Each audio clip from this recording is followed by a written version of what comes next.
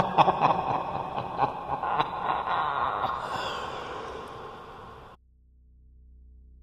live in Williamsport, Pennsylvania, about an hour and a half north of Harrisburg. This story happened to Nancy, a coworker of mine. She was seeing a guy named Dave who had heard stories about an old abandoned house north of the city where strange things were said to have occurred.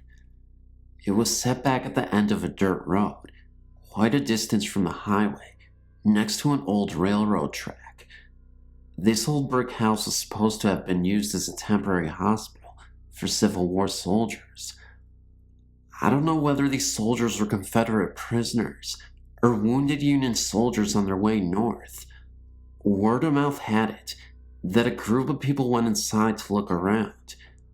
When someone commented on the view from the bathroom, his companion led him back to the room and showed him the same window, which was, in fact, bricked over. Dave convinced Nancy that they should check it out. They drove out to the road, over the railroad tracks, and parked in front of the old house. It looked so foreboding that Nancy, who was driving, decided she didn't want to go inside, so she turned around to head back. They didn't get far, because the car stalled on the railroad tracks. Surprised and half jokingly, Dave asked Nancy what she was doing. "Nothing," she said, as she frantically tried to restart the engine. "I'm not doing anything." Nancy turned the key over and over, but the engine wouldn't catch. Suddenly, they were surrounded by a fog so deep they couldn't see in front or in back of them. Nancy panicked and scrambled for the door handle, but Dave restrained her, saying, "You're not going anywhere." Then, they heard the train whistle.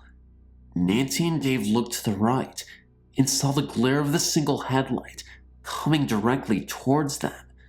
Nancy put her head forward, closed her eyes, and gripped the steering wheel as tight as she could.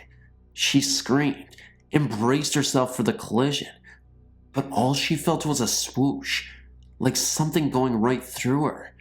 She described it as an energy force passing right through her body. Immediately afterward, the fog blew away, as if by magic. Nancy grabbed the keys in the ignition, turned it, and the engine started up with no problem. Nancy jammed her foot down on the accelerator, and the tires squealed as she drove away as fast as she could. That was the presence of a ghost train.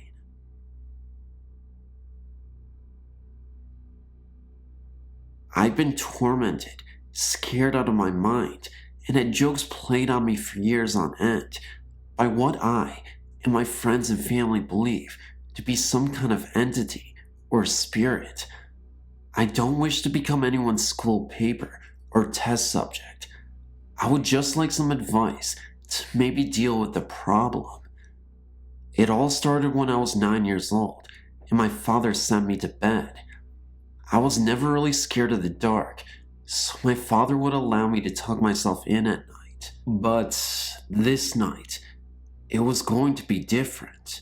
My mom was on the top floor of a 3-story house, and I never made it to the 3rd story. I thought I saw something move in the darkness of the 3rd floor, and then I heard very clearly someone say my name. There was one particular moment on the stairs in the house where I would see the apparition of a fog just gliding through the stairs, up and down. And another time, I could have sworn I heard the voice of a little boy saying, "Come over here."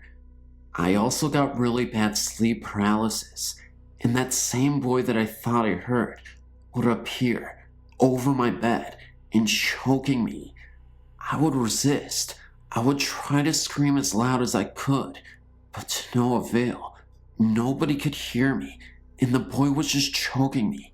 He had the look of evil in his eyes, and actually, his face was half disfigured. It really looked like his face was melted off entirely. And then I would awake, and I'd be lying in my bed, in my room in the dark. For the nights after that, I would constantly hear the boy whisper in my ear, over and over again. I was consciously awake. I could hear things. The voice was incessant, and it wouldn't stop at all. I couldn't stop hearing the voice of the little boy, and it just kept tormenting me. Every time I'd sleep in another room, I would never hear these voices or see anything. But the moment I stayed in that room, something was just off. There was another experience I had in that room, but I'm honestly not sure if it was sleep paralysis or just another experience. For whatever reason, I had the door open to my room, and this girl, this lady actually, just flew into my room. She had a dress on, and she was hovering above me. I say lady, and she had a white dress on, but in actuality, her face was completely blackened out, so I couldn't tell if she was actually a lady or not, but she had long hair and had feminine features. As the events started happening more frequently, my father had to carry me kicking and screaming to bed. This started happening at least twice a week. I became so afraid of the dark, and one time, when me and my father were walking down a dark hallway, something brushed against me. It scared me so bad that my dad found me curled into a ball on the floor. Then, things started happening around the house, like vases being broken or stains on the floor that no one ever saw. They always blamed me for everything, so naturally, everything was just put on me. I spent most of my childhood in trouble for things I never did, and the more trouble I was in, the more things would happen. Cupboards being slammed, doors being shut, the usual poltergeist activity, but it was all blamed on me. I was convinced the house was haunted, and that whatever was haunting the house didn't like me at all. Finally, I convinced my father to allow me to move in with my mother in the next town. For 2 weeks nothing happened, and I thought I had escaped it. But one night, my cousin spent the night, and it all started again. We were watching television, and suddenly, the power went out. It was storming really hard outside, and it sounded like someone hit something really hard against the front door. My cousin screamed. The lights and electricity flickered. She thought she saw someone staring at us through the living room window. She described the presence as the Hat Man, dark silhouette, only an outline. And when I went to see what she was screaming at, it was gone. Whatever this thing is, the boy, the woman in the white dress, and the Hat Man, it's all following me, even into college, and it terrifies the hell out of me. I just want this thing away from me, whatever it is. I'm not making this thing up. I don't even know why I would make my life more difficult than it needs to be, but I really want a resolution. Thanks for listening, and I hope I didn't frighten you too much.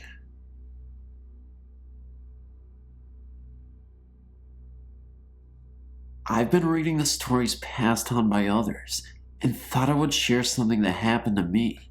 But before I do, let me tell you a story my great-grandmother told me. My mother's mom died when she was 5 years old, so my great-grandmother raised her and her brothers and sisters. One day, as she was sewing in her bedroom, she said she felt someone come into the room. She looked up and saw her daughter, my mom's mother, standing at the doorway staring at her. Before my great-grandmother could do anything, the ghostly visitor said, "Where is the baby?" Shaken and thinking she was seeing things, she thought she would go wash some dishes and get her mind off what just happened. She had been washing dishes for about 5 minutes when she felt someone enter the room. She turned to see her daughter back again. As soon as their eyes met, her daughter once again said, "Where is the baby?" Thinking something went wrong and scared to death, my great-grandmother went to the backyard to check on the baby. When she got there, she found the yard empty and the gate opened. She went looking for my mother and saw her walking towards the busy street near their house. She was able to catch her just before she walked out into the street. Years later, I was home visiting my mother. As I walked past the front room towards the kitchen to see my mother, out of the corner of my eye, I saw a woman sitting in the front room. She had shoulder-length colored hair and was wearing a black dress. I thought it was my sister-in-law, so I went on into the kitchen. I talked to my mother for a few minutes, then asked why Tony was sitting in the front room, all by herself. My mother looked at me funny and told me that Tony was at work. I told her she was nuts and went to the front room to get her. When I got there, I found no one. Thinking she may have went upstairs, I searched for her and found nobody. I told Mom that I really did see someone sitting in there. She asked what she looked like. I told her, and she said, "Oh, that was my mother. Before she died, she told me she would always be near me." I don't know if I saw her mother or not, but I do know I saw someone, and then they were gone. I really did see them. I know I did. Mom has since told other stories of when Mother was around, but I'll have to pass those along another time.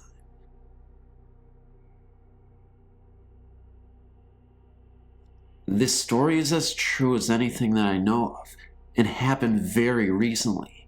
Tonight, to get technical, to give you a bit of background about my house, there's a hill to the right side of my house, which tends to give my friends a bit of a fright.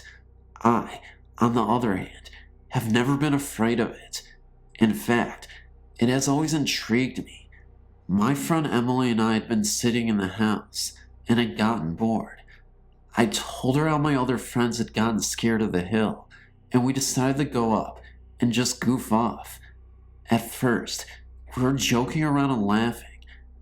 As we got closer to the top of the hill, we quieted down for some unknown reason. We were looking into the woods, which rest at the top of the hill, and I saw a white figure. At first I thought it was just light through the trees. Then I realized that no light could go through them, and that no light was that bright outside. I was wondering if it was my imagination, but I looked to my friend and saw the look on her face. She had seen it too. When we blinked, it seemed to fade, and if we talked about it, it seemed to make itself more known. I think its energy source was running low. It didn't seem to take the image of a person, but it did seem to bend over and shrink just to get bigger again. We weren't sure if we were just seeing things, so we went up 3 or 4 more times to verify what we saw, and that we did see something. Each and every time, it was still there, and it was white and glowing as ever. For this story, I must give you a bit of background also. My boyfriend had been telling me of an experience he had. He was walking through a graveyard, and he felt a presence, and an evil one at that. He didn't tell me much of what happened that night, and I never really wanted to know. But one night, we were on the phone, and he told me that I was there with him, and I asked him what? He said the ghost from the graveyard. He started to ignore it, and it took his breath away, literally. I could hear him gasping for air. Later on, he told me that it made his heart stop for a second. He swears that this is true. Finally, he decided to go back to the graveyard. I was still talking on the phone with him, trying to get him not to go. My friend Heather was here, and she wanted to use the phone to speak to him. We had pleaded to him that there was a dark energy there and to not go alone, and that whatever else was at the graveyard would follow him back home again. He wouldn't listen. He screamed at us through the phone, which was something that was very unusual for him to do. He was always quiet and calm, but on the phone, he was loud and angry. So, we ended up chasing after him to the cemetery. When we got to the cemetery, we didn't notice anyone there. We called him on the phone again. This time, no answer. Heather and I were terrified of what was going on. So we went back home, and we noticed that he was at the house, going up towards the hill. We screamed, "Josh, this isn't funny," and saw him go up to the top of the hill. When we finally caught up to him, he got on his knees and looked as though he was praying to something. What he was praying to, I have no idea, but he was praying. The moon was huge that night, and it was like he was in a trance. We couldn't get his attention, and then he passed out. I then shook him hard, and he finally woke up and was in tears. I asked him why he was doing this, and he said he didn't know. I truly believe that he was possessed, and whatever followed him the first time into the cemetery got inside of him. My favorite cousin was raised in a typical San Francisco townhouse. Typical in every way, except the haunting, I suppose.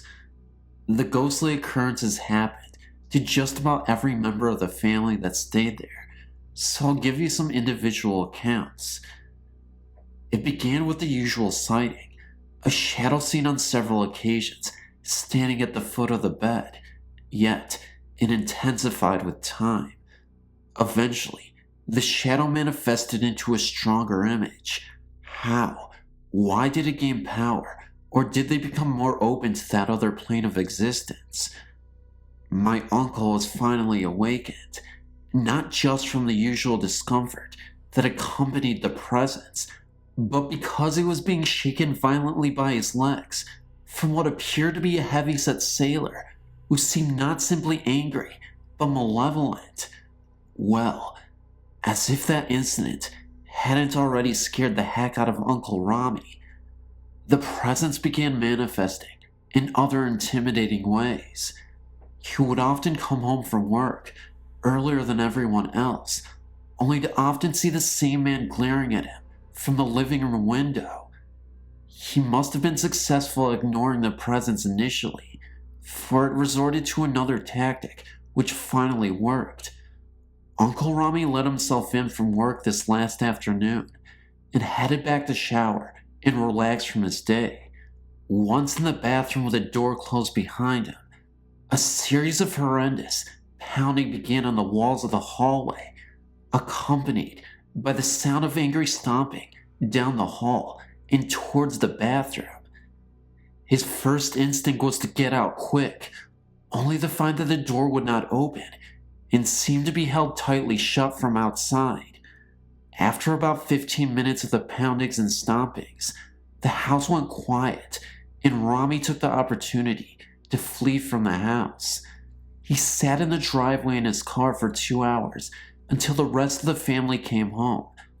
Rama was only 5 when the family lived there, and this was the only time in his life that he had the problems that were so frequent in this house. He became a chronic sleepwalker and talker, so much so that you couldn't tell he was sleeping. Oftentimes, he was found in the living room talking to someone, or just whimpering with the front door open. He never remembered what he was dreaming, and of course, was always disconcerted when awakened and finding himself not in his own room. The scariest occurrence of this type took place in the middle of the afternoon.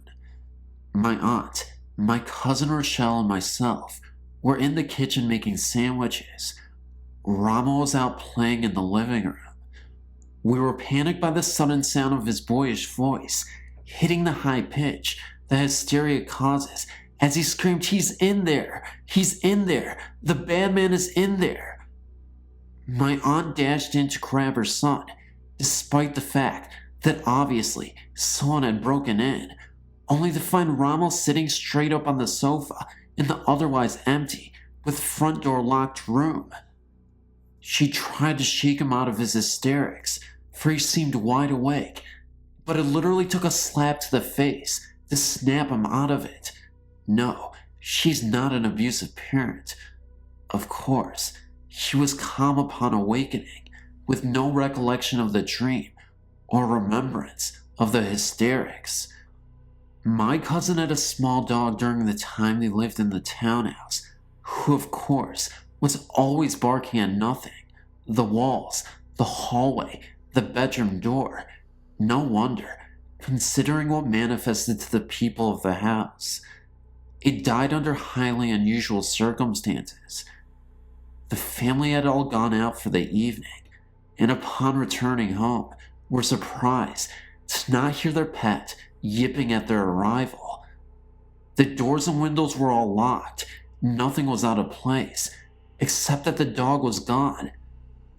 They searched all the rooms, under beds, anywhere he might be within the house. Finally, my uncle chose to open the door to the basement to check it out too, only to find that the dog had somehow managed to open the basement door, put its leash on its collar, and wrap the leash around the banister in order to hang itself from the stairway. Obviously, the dog could not do any of these things, yet the house was entirely secured.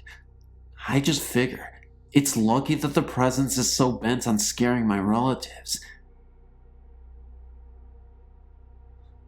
Hey Phantoms, if you're listening to this outro, you probably realized that you probably ended the video by now, or you probably skipped ahead to hear the outro first.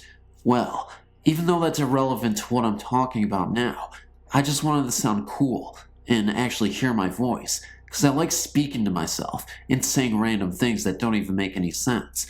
At that point though, I think I did make sense, so never mind.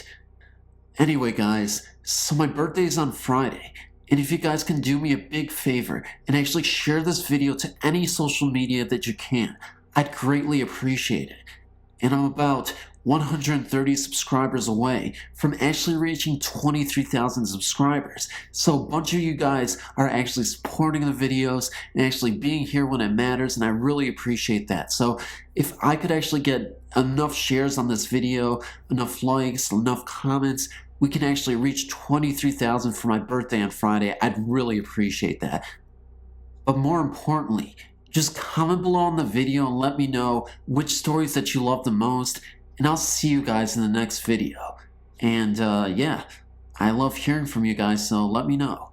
I don't know why I have to repeat myself all the time, but I gotta go guys. Love you so much. And yeah, I'll just say and yeah until the video's over or something.